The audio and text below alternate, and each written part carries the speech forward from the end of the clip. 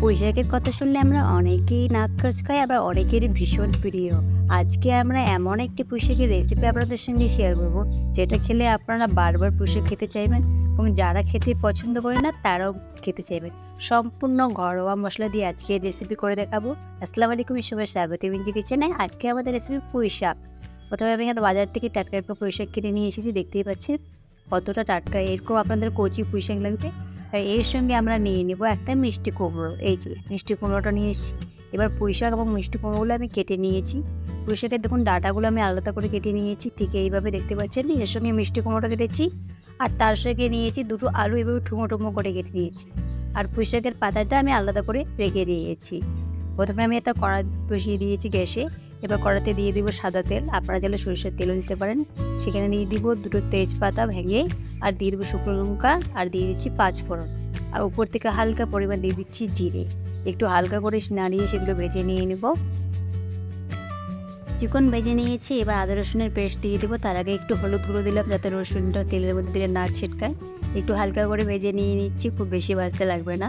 এবার দিয়ে দিচ্ছি একটা ছোটো থেকে পেঁয়াজটাও হালকা করে ভেজে নিয়ে নেবো, খুব বেশি ভাজার প্রয়োজন নেই। পেঁয়াজটা কিছুক্ষণ নাড়িয়ে নিব, মোটামুটি 1 মিনিট মতো ভেজে নেবো। তার আগে কিছুক্ষণ নাড়িয়ে ভেজে নিয়ে নিচ্ছি। এবার দিয়ে দেবো কাঁচা লঙ্কার সঙ্গে পেঁয়াজটা ভালো মতো ভেজে নিয়ে নেব।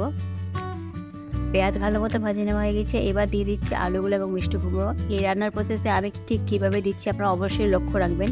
সমস্ত সবজি একবারে দেওয়া চলবে না।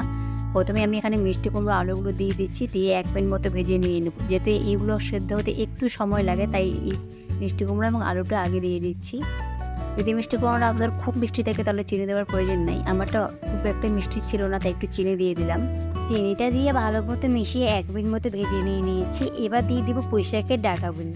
আমি আবারও ভালো মতো করে বলছি, আমি কোন পর্যায়ে কী দিচ্ছি সেটা অবশ্যই লক্ষ্য রাখবেন। পুঁইশাকের ডাঁটা দিয়ে ভালো মতো প্রথমে কিছুক্ষণ মিশিয়ে নিয়ে নিব। খুব ভালোভাবে মিশিয়ে নিয়েছি। এবার গুঁড়ো মশলাগুলো একে একে দিয়ে দেবো। প্রথমে দিয়ে দিচ্ছি একটু লঙ্কার গুঁড়ো, দিয়ে দিলাম হলুদ গুঁড়ো, ধরে গুঁড়ো দিয়ে দিচ্ছি, জিরে গুঁড়ো একটু দিয়ে দিলাম, স্বাদ অনুযায়ী লবণ দিয়ে দেবো, আর কালারের জন্য দিয়ে দেবো কাশ্মীরি লাল লঙ্কার গুঁড়ো।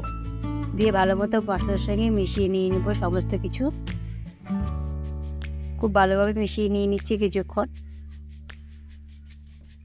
কিছুক্ষণ ভালোভাবে মিশিয়ে এইভাবে রান্না করে নিয়ে নিয়েছি, মোটামুটি 1 থেকে 1.5 মিনিট মতো। এবার সেখানে দিয়ে দেবো পুঁইশাকের পাতাগুলো দেখুন দেওয়ার পর কড়াটা ভর্তি হয়ে গেছে। আবার কিছুক্ষণ সেদ্ধ করে দেখবেন আমার কতটুকু হয়ে যাবে। খুব ভালোভাবে হাতের মাধ্যমে নাড়িয়ে নিচ্ছি, খুবই সাবধানে নাড়াবেন, যেহেতু কড়াটা আমার ভর্তি হয়েছে। আপনারা একটু বড় নেওয়ার চেষ্টা করবেন। আর এবং ভালো মতো মিশিয়ে নিয়েছি। এবার একটু সামান্য পরিমাণ জল দিয়ে দিব। জলের পরিমাণটা খুব একটু বেশি দিবেন না, কারণ পুঁইশাক থেকে জল বেরিয়ে আসে। এবার ঢাকনা দিয়ে 1 থেকে 1.5 মিনিট মতো রান্না করে নেব। ঢাকনা খুলে একবার চেক করে দেখবেন নিচ থেকে যেন লেগে না যায়। আমি 1 থেকে 1.5 মিনিট পর ঢাকনা খুলে দেখুন কতটা জল বেরিয়েছে চেক করলাম, এবং খুব ভালো করে সমস্ত কিছু সেদ্ধ হয়ে গেছে। এই পর্যায়ে গ্যাসের ফ্লেমটা একদম হাই করে জলটা শুকিয়ে নিয়ে নেব। খুব বেশি নাড়বো না, কারণ পুঁইশাকগুলো বেশি নাড়লে ভেঙে দিয়ে যায়, তো দেখতে একদমই ভালো লাগে না। হাই পর্যায়ে এভাবে রেখে ঢাকনা দিয়ে আমি জলটা শুকিয়ে নিয়ে নেব। দেখুন খুব ভালো মতো আমার জলটা অনেকটাই শুকিয়ে গেছে। জাস্ট এটা তো ঝোল রাখতেই হবে, গরমকালে ঝোল না থাকলে হবে না। এইভাবে রান্না করে নামিয়ে দিয়েছি। দেখুন কতটা সুন্দর লাগছে। এই রেসিপিটা এতটাই খেতে সুস্বাদু হয়, বাড়িতে আপনারা একবার করে অবশ্যই দেখবেন। ভিডিওটি ভালো লাগলে লাইক করবেন, শেয়ার করবেন, চ্যানেলটি সাবস্ক্রাইব করতে একদমই ভুলবেন না। ফেসবুক থেকে দেখে থাকলে ফলো করে দিয়ে দেবেন। আজকের মতো এখানে দেখা হবে নতুন একটি ভিডিওতে। ভালো থাকবেন, সুস্থ থাকবেন।